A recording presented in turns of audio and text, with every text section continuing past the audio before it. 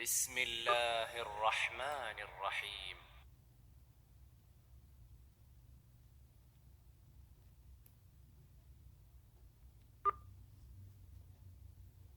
والمحصنات من النساء إلا ما ملكت أيمانكم كتاب الله عليكم، وأحل لكم ما وراء ذلكم أن تبتغوا بأموالكم محصنين غير مسافحين، فما استمتعتم به منهن فآتوهن أجورهن فريضة، ولا جناح عليكم فيما تراضيتم به من بعد الفريضة، إن الله كان عليما حكيما.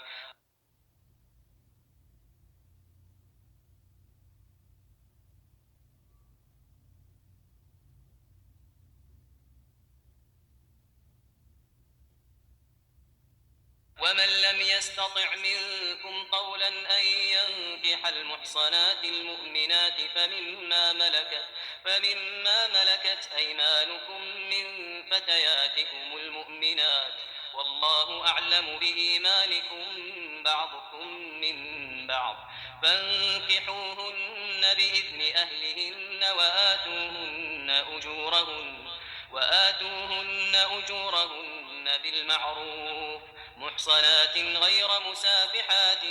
ولا متخذات أخدان، فإذا أحصن فإن أتين بفاحشة فعليهن نصف ما على المحصنات من العذاب، ذلك لمن خشي العنة منكم، وأن تصبروا خير لكم، والله غفور رحيم.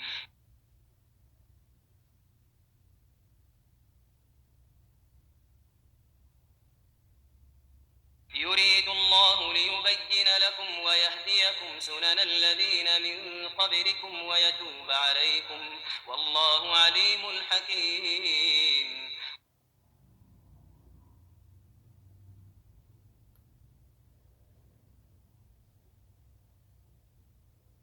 والله يريد أن يتوب عليكم ويريد الذين يتبعون الشهوات أن تميلوا ميلا عظيما.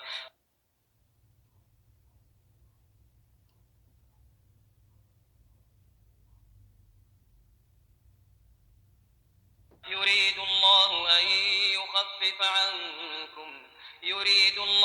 أن يخفف عنكم وخلق الإنسان ضعيفا.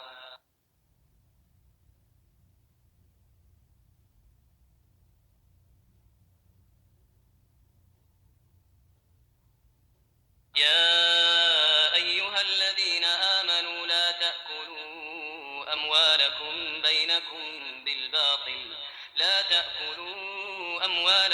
بينكم بالباطل إلا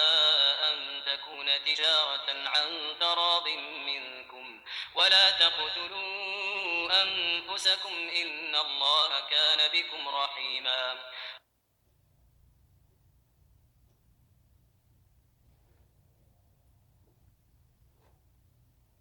ومن يفعل ذلك عدوانا وظلما فسوف نصليه نارا وكان ذلك على الله يسيرا.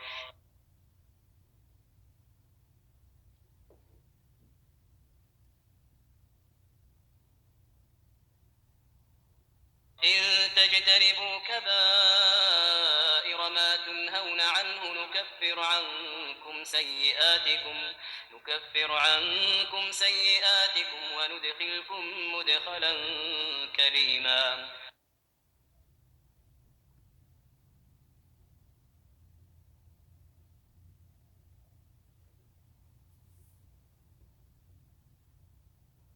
ولا تتمنوا ما فضل الله به بعضكم على بعض، للرجال نصيب مما اكتسبوا وللنساء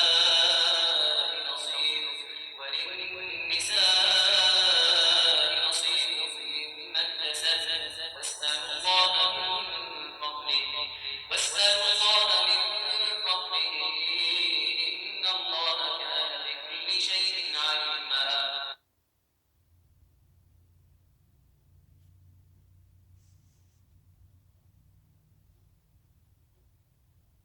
ولكل جعلنا موالي مما ترك الوالدان والأقربون والذين عقدت أيمانكم فآتوهم نصيبهم إن الله كان على كل شيء شهيدا.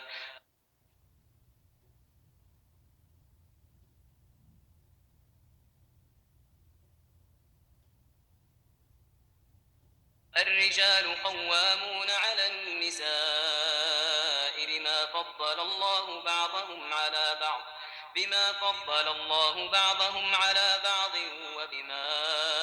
أنفقوا من أموالهم فالصالحات قانتات حافظات للغيب بما حفظ الله واللاتي تخافون نشوزهن فعظوهن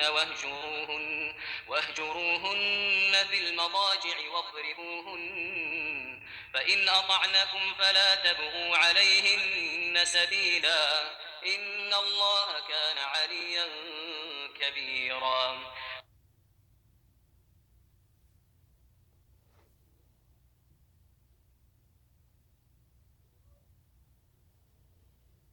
وإن خفتم شقاق بينهما فابعثوا حكما من أهله وحكما من أهلها إن يريدا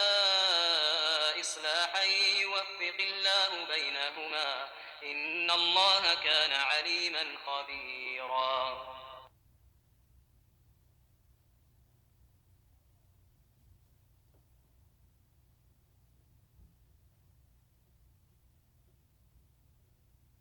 واعبدوا الله ولا تشركوا به شيئا وبالوالدين إحسانا وبذي القربى واليتامى والجار ذي القربى والجار الجنب والصاحب بالجنب وابن السبيل وما ملكت أيمانكم إن الله لا يحب من كان مختالا فخورا.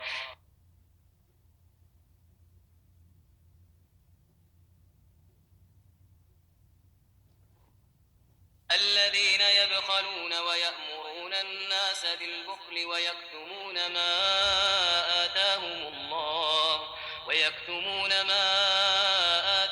الله من فضله وأعتدنا للكافرين عذابا مهينا.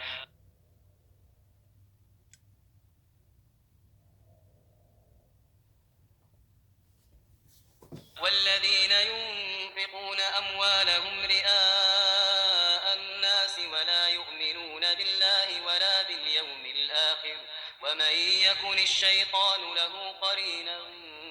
فساء قرينا.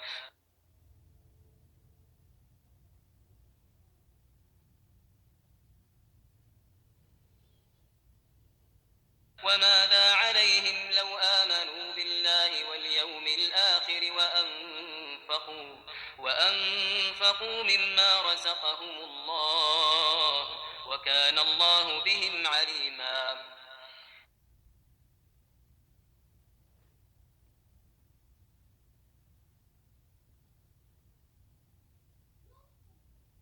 إن الله لا يظلم مثقال ذرة وإن تك حسنة يضاعفها ويؤت من لدنه أجرا عظيما.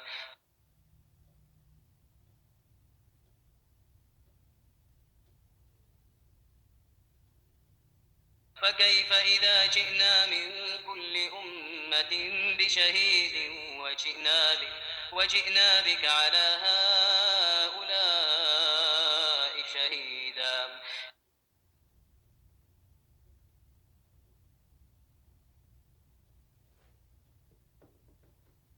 يومئذ يود الذين كفروا وعصوا الرسول لو تسوى بهم الأرض ولا يكتمون الله حديثا.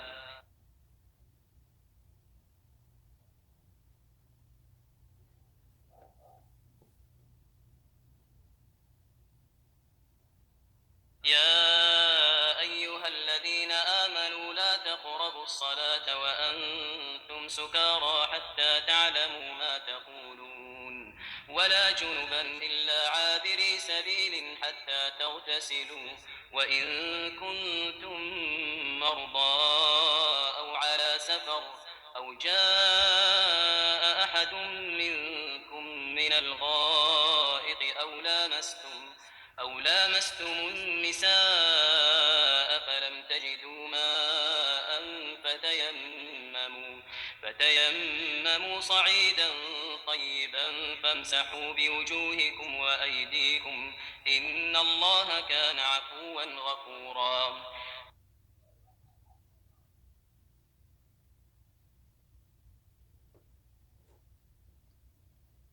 ألم تر إلى الذين أوتوا نصيبا من الكتاب يشترون الضلالة ويريدون أن تضلوا السبيل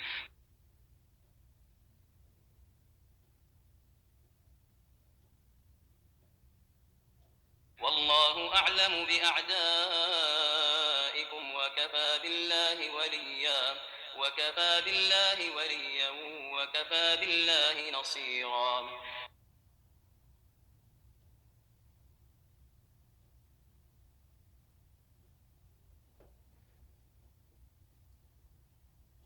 من الذين هادوا يحرفون الكلم عن مواضعه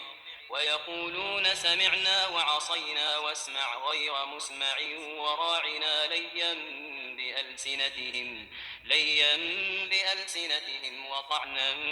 في الدين ولو أنهم قالوا سمعنا وأطعنا واسمع وانظرنا لكان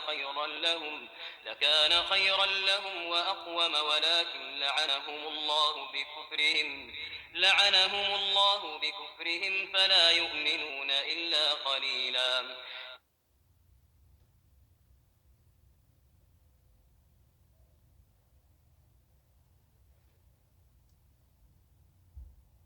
يا أيها الذين أوتوا الكتاب آمنوا بما نزلنا مصدقا لما معكم من قبل أن نطمس وجوها فنردها على أدبارها أو نلعنهم كما لعنا أصحاب السبت وكان أمر الله مفعولا.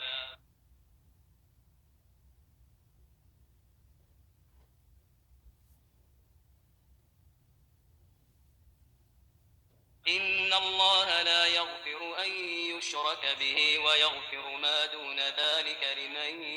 يشاء ومن يشرك بالله فقد افترى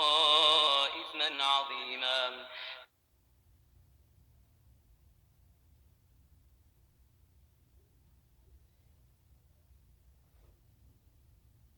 ألم تر إلى الذين يزكون أنفسهم بل الله يزكي من يشاء ولا يظلمون فتيلا.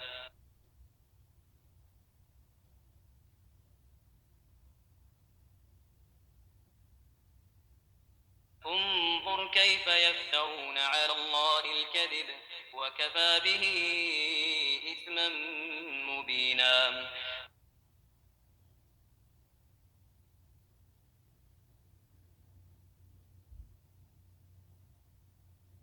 ألم تر إلى الذين أوتوا نصيبا من الكتاب يؤمنون بالجبت والطاغوت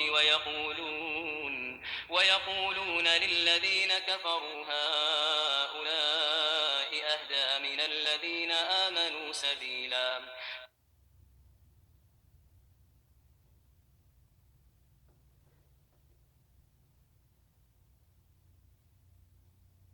أولئك الذين لعنهم الله ومن يلعن الله فلن تجد له نصيرا.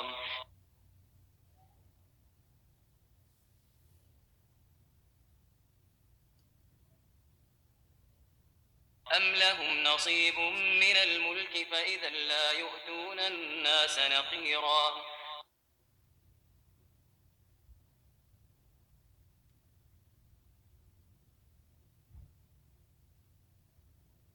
أم يحسدون الناس على ما فضله فقد آتينا آل إبراهيم الكتاب والحكمة وآتيناهم ملكا عظيما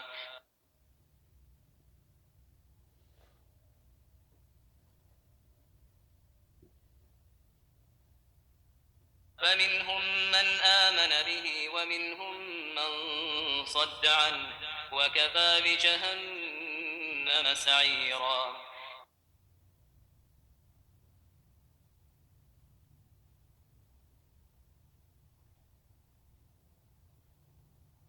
إن الذين كفروا بآياتنا سوف نصليهم نارا كلما نضجت جلودهم بدلناهم جلودا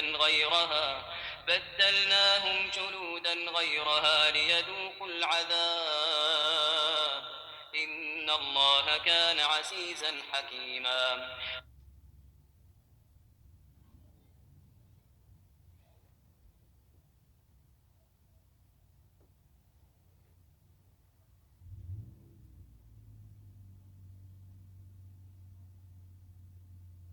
والذين آمنوا وعملوا الصالحات سندخلهم جنات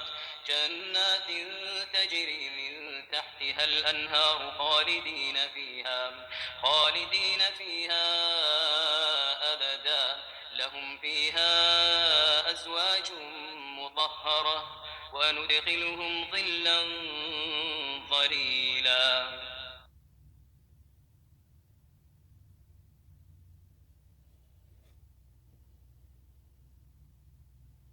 إن الله يأمركم أن تؤدوا الأمانات إلى أهلها وإذا حكمتم بين الناس أن تحكموا بالعدل إن الله نعم ما يعظكم به إن الله كان سميعا بصيرا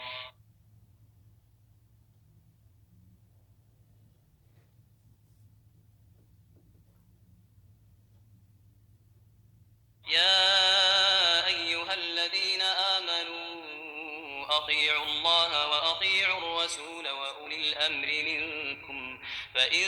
تنازعتم في شيء فردوه إلى الله والرسول إن كنتم تؤمنون بالله واليوم الآخر ذلك خير وأحسن تأويلا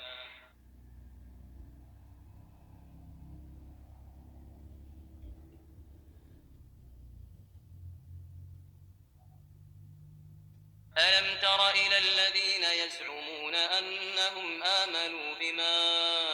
أنزل إليك وما أنزل من قبلك يريدون أن يتحاكموا إلى الطاغوت وقد أمروا أن يكفروا به ويريد الشيطان أن يضلهم ضلالا بعيدا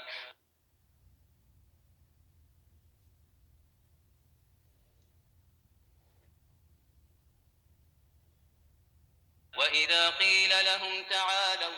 تعالوا إلى ما أنزل الله وإلى الرسول رأيت المنافقين يصدون عنك صدودا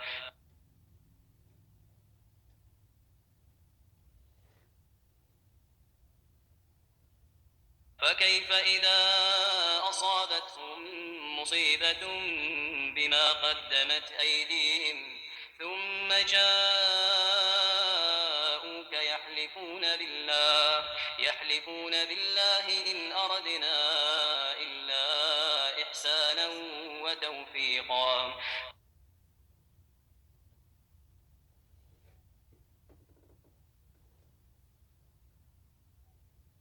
أولئك الذين يعلم الله ما في قلوبهم فأعرض عنهم وعظهم وقل لهم في أنفسهم قولا بليغا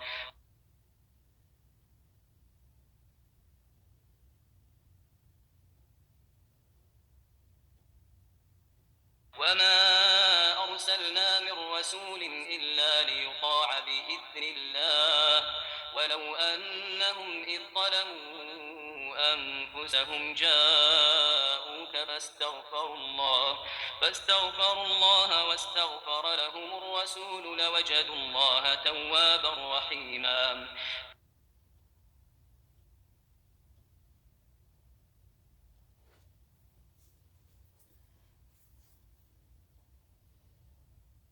فلا وربك لا يؤمنون حتى يحكموك فيما شجر بينهم ثم لا يجدوا في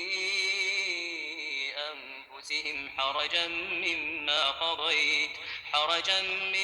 قضيت ويسلموا تسليما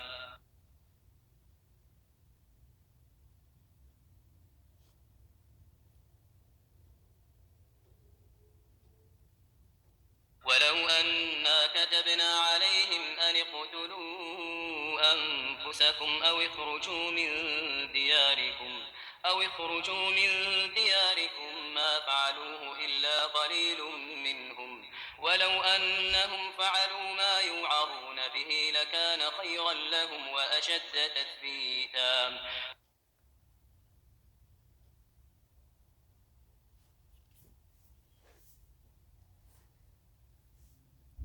وإذا لآتيناهم من لدنا أجرا عظيما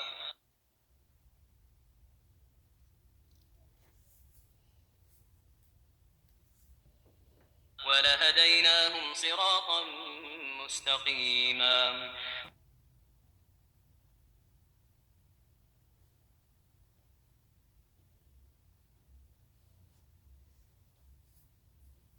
ومن يطع الله والرسول فأولئك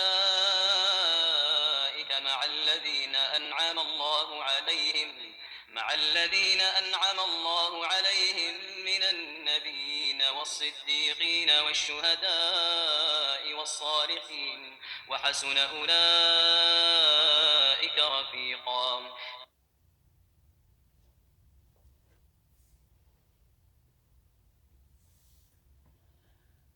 ذلك الفضل من الله وكفى بالله عليما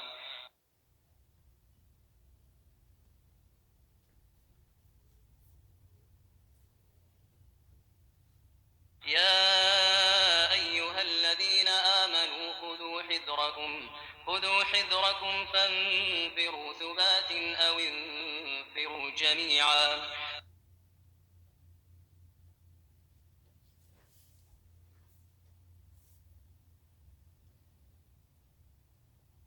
وإن منكم لمن ليبطئن فإن أصابتكم مصيبة قال قد أنعم الله علي إذ لم أكن معهم شهيدا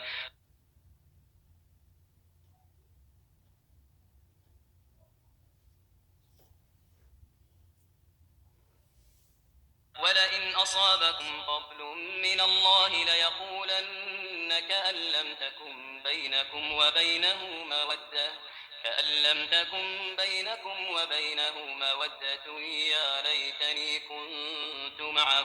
يا ليتني كنت معهم فأفوز فوزا عظيما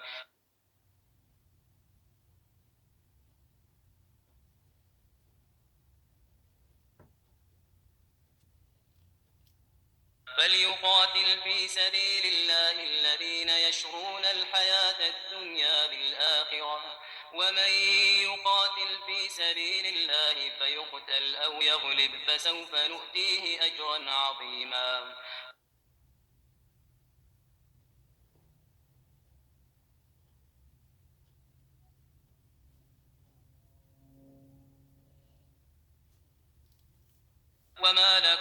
وما لكم لا تقاتلون في سبيل الله والمستضعفين من الرجال والنساء والولدان الذين يقولون ربنا أخرجنا من هذه القرية الظالم أهلها واجعل لنا من لدنك وليا واجعل لنا من لدنك نصيرا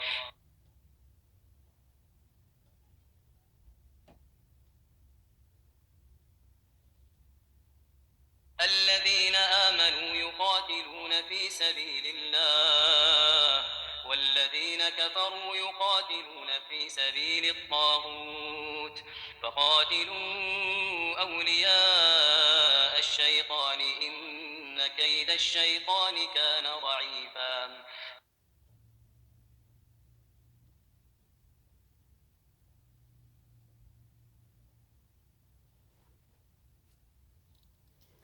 ألم تر إلى الذين قيل لهم كفوا أيديكم وأقيموا الصلاة وآتوا الزكاة فلما كتب عليهم القتال إذا فريق منهم يخشون الناس كخشية الله أو أشد خشية وقالوا ربنا لم كتبت علينا القتال لولا أخرتنا إلى أجل قريب قل متاع الدنيا قليل والآخرة خير لمن اتقى ولا تظلمون فتيلا.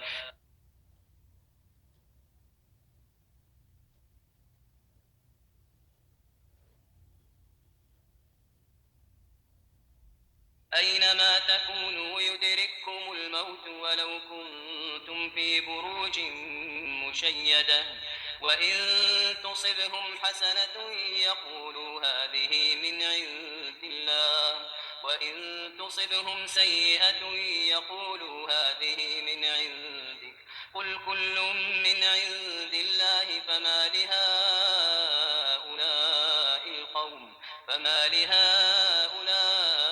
القوم لا يكادون يفقهون حديثا.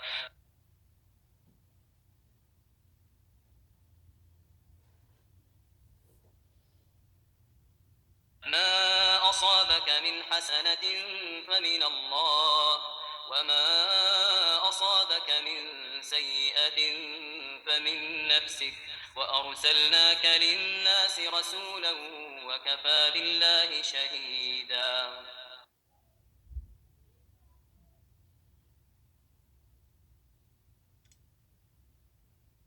من يطع الرسول فقد أطاع الله ومن